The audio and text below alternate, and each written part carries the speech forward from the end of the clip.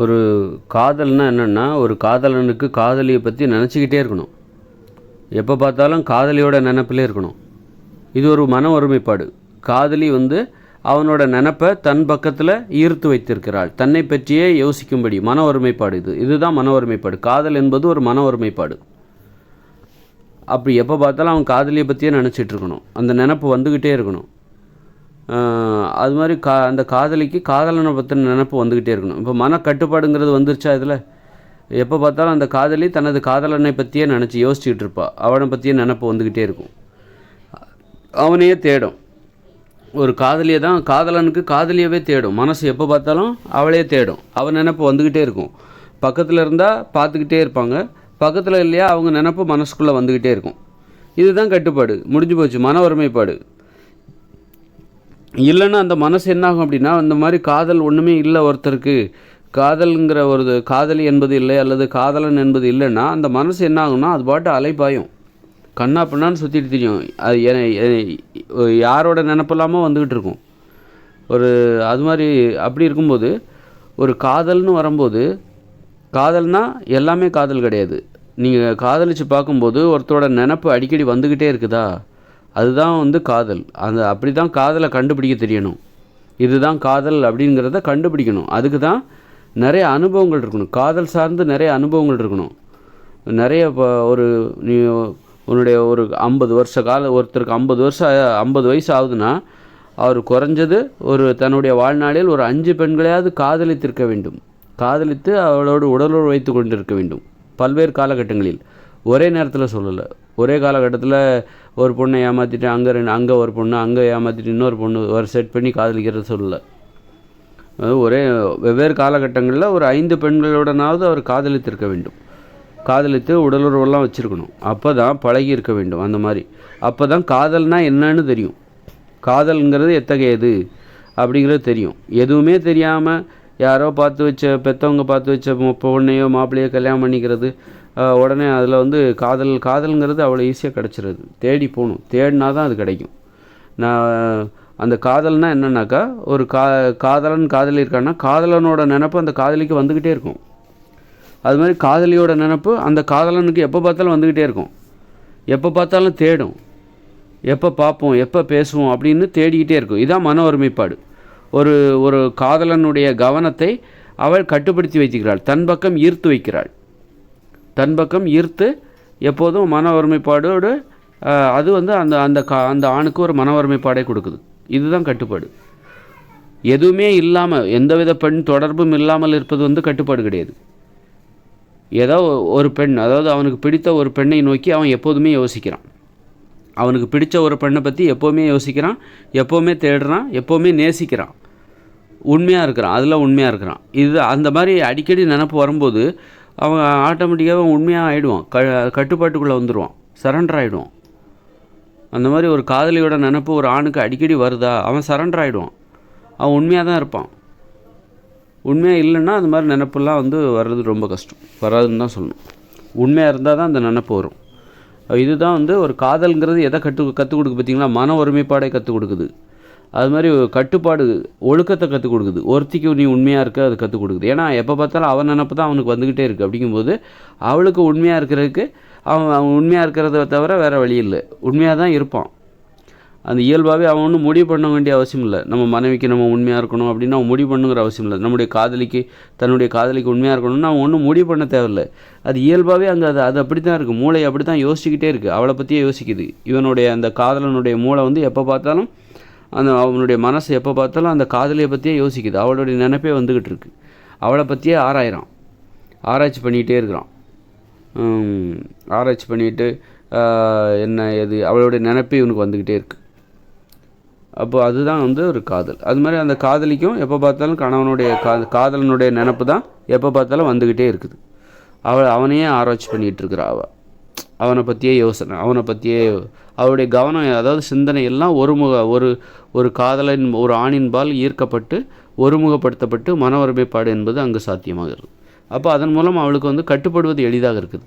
பிற ஆண்களை பற்றி அவன் யோசிக்க வேண்டிய அவசியம் இல்லை. எப்போ பார்த்தாலும் அவளுக்கு அவனோட நினப்பு தான் வருங்கும்போது அவளுக்கு பிற ஆண்களை பற்றின யோசனை வராது. அப்போ அவள் ஒழுக்கமாக இருப்பாள். இயல்பாகவே ஒழுக்கமாக மாறிவிடுவாள். அதான் காதல்ங்கிறது எவ்வளோ ரொம்ப ரொம்ப உயர்ந்தது காதல்ங்கிறது. ஏன்னா அது கட்டுப்பாடை கற்றுக் கொடுக்குது. காதலை புறக்கணித்து விட்டு நீ கட்டுப்பாடாக வாழ்வதாக இருந்தால் அது ரொம்ப முடியாத ஒரு செயல். சாப்பிடாமல் உங்களுடைய பசியை போக்க முடியுமா? தண்ணி குடிக்காமல் தாகத்தை போக்க முடியுமா? அது மாதிரி நீ காதலிக்காமல் அந்த கட்டுப்பாட்டை நீ கொண்டு வரவே முடியாது. அதுதான் பார்த்தா ரொம்ப பிரம்மச்சரியம் அப்படி இப்படின்னு சொல்லிட்டு காட்டுக்கு போய் தவம் பண்ணுறது, பெண்களை பார்த்தா அவங்க அப்படி ஓதுங்கிறது, ஒளிகிறது, எப்படி என்னென்னோ பண்ணி பார்த்துட்டாங்க அந்த மனுஷங்க. அந்த கட்டுப்பாடுங்கிறது சாத்தியமே இல்லைன்னு தான் இது வரைக்கும் நம்ம நிரூபிச்சிருக்காங்க. அப்போ கட்டுப்பாடுங்கிறது எங்கே சாத்தியம்னா, காதலிச்சு பார், கட்டுப்பாடு கைவசமாகும்.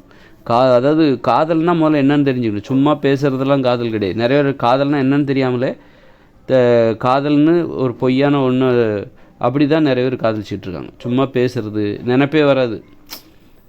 அடிக்கடி நினப்பு வரணும், இயல்பாகவே வரணும். நீ நினைக்கக்கூடாது, அது தானாக வரணும். அந்த மாதிரி காதலனுக்கு காதலியும் காதலிக்கு காதலனோட நினப்பும் மாறி மாறி எப்போ பார்த்தாலும் அந்த தேடிக்கிட்டே இருக்கணும். அதுதான் ஒரு இணைப்பு. எங்கே போனாலும் அந்த நினப்பு அவங்கள விடாது, இழுத்து வைக்கும். நீ எங்கேயும் ரொம்ப தூரம்லாம் போக மாட்டேன். அப்படிப்பட்ட நினப்பு உனக்கு வந்துக்கிட்டே இருந்ததுன்னா, உன்னுடைய காதலியை விட்டு உன் காதலியோட நினப்பு உனக்கு அடிக்கடி வந்துக்கிட்டே இருந்ததுன்னா, நீ உன் காதலியை விட்டு ரொம்ப தூரம் போகவே மாட்டேன், வெளிநாட்டுக்கெல்லாம் போக மாட்டேன். ஏன்னா அந்த நினப்பு தான் உன்னை இழுத்து பிடிக்குது. எங்கே போனாலும் அந்த நினப்பு இருக்குல்ல, உன் நினப்பு, அதாவது உன்னுடைய காதலியோட நினப்பு, காதலி கல்யாணம்னா மனைவியோட நினப்பு உனக்கு வந்துக்கிட்டே இருக்குதுன்னா, நீ அந்த மனைவியை விட்டு பிரிய மாட்டேன், ரொம்ப தூரம்லாம் போகவே மாட்டேன். வெளிநாட்டுக்கு போகிறேன், வேலை பார்க்க, பணம் சம்பாதிக்க போகிறேன்னு சொல்லிட்டு நீ போகவே மாட்டேன். உள்நாட்டில் நீ பக்கத்துலேயே இருக்கணும் தான் நினைப்ப. அந்த நினப்பு தான் அவனை இழுத்து பிடிக்குது. மனைவியை பற்றின அந்த நினப்பு அடிக்கடி வரப்போய் தான் அவனை வெளியூருக்கு எங்கேயும் போக விடாமல், வெளிநாட்டுக்கு எங்கேயும் போக விடாமல், எப்போவுமே பக்கத்திலே இருக்கணும் அப்படின்னு சொல்லிட்டு நிலையாக ஒரு இடத்தில் வசிக்க அது நிர்பந்தப்படுத்துகிறது, கட்டாயப்படுத்துகிறது. நிலையாக ஒரு இடத்துல வசித்து அந்த கணவனும் மனைவி ஒத்துமையாக இருக்கணும், ஒன்றா இருக்கணும், பக்கத்தில் இருக்கணும் அப்படின்னு சொல்லிட்டு அது அவனை கட்டாயப்படுத்துது. அந்த காதலுக்கு தான் காதலித்தால் மட்டும்தான் நிலையாக ஒரு இடத்தில் வசிப்பது சாத்தியமாகும். அதனால் அந்த மாதிரி காதல் எல்லா ஒரு ஒழுக்கம், ஒருத்தருக்கு உண்மையாக இருக்கிறதுக்கு பெரிய போதனைலாம் தேவையில்லை. உண்மையாக இருக்கணுமா, ஒருத்தருக்கு உண்மையாக இருக்கணுமா, ஒழுக்கமாக இருக்கணுமா, ரொம்ப ஈஸிங்க. ஒழுக்கமாக இருக்கிறது ரொம்ப ஈஸி, கட்டுப்பாடாக இருக்கிறது ரொம்ப ஈஸி. உனக்கு பிடிச்ச ஒரு பொண்ணை கல்யாணம் பண்ணிக்கோ, தேடி பாரு. நீ ஒழுக்கமாக இருக்கணும்னு ரொம்ப கவலைப்படுறல, ஒழுக்கமாக இருக்கணும், கட்டுப்பாடாக இருக்கணும் அப்படின்னு ரொம்ப கவலைப்படுறல. ரொம்ப சிம்பிள். ரொம்ப இஷ்டப்பட்டு அழகாக உனக்கு பிடிச்ச பொண்ணை தேடு. உனக்கு பிடிச்ச ஒரு ஆண் மகனை தேடி அவனுடைய நினப்பு அடிக்கடி வருதா, அவனை நினைக்காம என்னால் இருக்க முடியாது அப்படின்னா அது சாத்தியமாயிடுச்சுன்னா, அந்த மாதிரி ஒரு பொண்ணையோ பையனையோ நீ பிடிச்சிட்டன்னா, நீ ஒழுக்கமாக இருப்ப, உண்மையாக இருப்ப, கட்டுப்பாடாக இருப்ப, அவ்வளோதான். ஆரோக்கியமாக இருப்ப, மகிழ்ச்சியாக இருப்ப. எல்லாத்தையும் சாத்தியப்படுத்திடும். ஆரோக்கியம், மகிழ்ச்சி. உனக்கு பிடிச்சவங்கள நீ திருமணம் பண்ணிக்கிட்டா அவங்கள பற்றின நினப்பு உனக்கு அடிக்கடி வந்துக்கிட்டே இருக்குது, அவங்கள எப்போவுமே தேடுது, அவங்க பக்கத்துலேயே இருக்கணும்னு நினைக்கிற அப்படின்னா நீ என்ன பண்ணுவ? அவங்களுக்கு உண்மையாக இருப்ப. யாரை உனக்கு ரொம்ப பிடிச்சிருக்கோ அவங்களுக்கு உண்மையாக இருப்ப. ஏன்னா அவங்க நினப்பு உனக்கு அடிக்கடி வந்துகிட்ருக்கு. அப்படி இருக்கும்போது அவங்களுக்கு நீ உண்மையாக இருப்ப, ஒழுக்கம். அப்போ உண்மையாக இருந்தால் ஒழுக்கங்கிறது வந்துடுது, உண்மையாக இருந்தால் கட்டுப்பாடுங்கிறது அங்கே வந்துடுது. அப்போ உண்மையாக இருக்க, கட்டுப்பாடாக இருக்க, விருப்பப்பட்டு தான் நீ கட்டுப்பாடாகவும் ஒழுக்கமாகவும் உண்மையாகவும் இருக்கிற. அப்படிங்கும்போது மகிழ்ச்சிங்கிறது அங்கே வந்துடுது, ஆரோக்கியமும் வந்துடுது. எவ்வளோ பெரிய, அதாவது கஷ்டப்பட்டு போராடினாலும் சாதிக்க முடியாத விஷயத்த ரொம்ப சாதாரணமாக ஒரு காதல் என்பது அவர்களுக்கு சாத்தியப்படுத்தி விடுகிறது. காதலை புறக்கணித்து விட்டு நீ கட்டுப்பாடாக இருக்க முடியாது, மகிழ்ச்சியாக இருக்க முடியாது, ஒழுக்கமாக இருக்க முடியாது, உண்மையாக இருக்க முடியாது.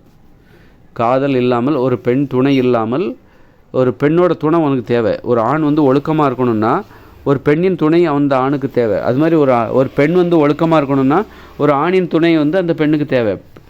பிடிச்ச ஒரு பெண்ணை திருமணம் செய்யும்போது அந்த ஆண் ஒழுக்கமாக தான் இருப்பான், கட்டுப்பாடாக தான் இருப்பான், உண்மையாக தான் இருப்பான். பிடிச்ச ஒரு பெண்ணை, அவளோட நினப்பு இவனுக்கு அடிக்கடி வந்துக்கிட்டே இருக்குது. ஒரு காதல் என்பது, காதல் வயப்பட்ட ஒரு ஆண் தனது காதலிக்கு உண்மையாக தான் இருப்பான், ஒழுக்கமாக அந்த உண்மையாக தான் இருப்பான், அந்த காதலிக்கு கட்டுப்பட்டவனாகத்தான் இருப்பான். அப்போ அவன் மகிழ்ச்சியாக தான் இருப்பான், அவன் ஆரோக்கியமாக தான் இருப்பான். அவன் தான் அறிவாளி. ஒரு காதலிக்கு உண்மையாக இருக்கான் பாருங்கள், அவன் தான் அறிவாளி. அது மாதிரி ஒரு பெண்ணும் அப்படி தான். ஒரு பெண் உண்மையாக இருக்கணும், ஒழுக்கமாக இருக்கணும், கட்டுப்பாடாக இருக்கணும்னா தனக்கு பிடிச்ச ஒருவனை தேடினாலே போதுமானது. அதனால் காதலை போய் தேடுங்க, ஒழுக்கமாகிடலாம். காதலை போய் தேடினா உனக்கு எல்லாமே கிடச்சிரும், ஆரோக்கியம் கிடச்சிரும், உடம்புல உள்ள நோய்கள் குணமாயிடும். ஏன்னா நீ மகிழ்ச்சியாக இருக்கல. உனக்கு பிடிச்ச ஒருவரை நீ திருமணம் செய்யும்போது, காதலிக்கும் போது, அவங்களுக்கு உண்மையாக இருக்கும்போது, ஒழுக்கமாக இருக்கும்போது, கட்டுப்பாடாக இருக்கும்போது உனக்கு வந்து மகிழ்ச்சியாக இருக்குல்ல, மகிழ்ச்சி வந்துடும், அப்புறம் ஆரோக்கியமாக வந்துடும். எப்போ பார்த்தாலும் சந்தோஷமாக இருப்பேன், அப்புறம் ஆரோக்கியங்கிறது வந்துட போகுது. அதனால் காதலை தேடுங்கள். அதை விட்டுட்டு அதை புறக்கணிச்சிட்டு அதை சாதாரணமாக நினச்சிட்டு காதலுக்கு தடைகளெல்லாம் ஏற்படுத்திக்கிட்டு நீங்கள் மகிழ்ச்சியாக வாழ்ந்துடலாம், ஆரோக்கியமாக வாழ்ந்துடலாம் அப்படின்னு நினச்சிங்கன்னா அது கண்டிப்பாக முட்டாள்தனம் தான்.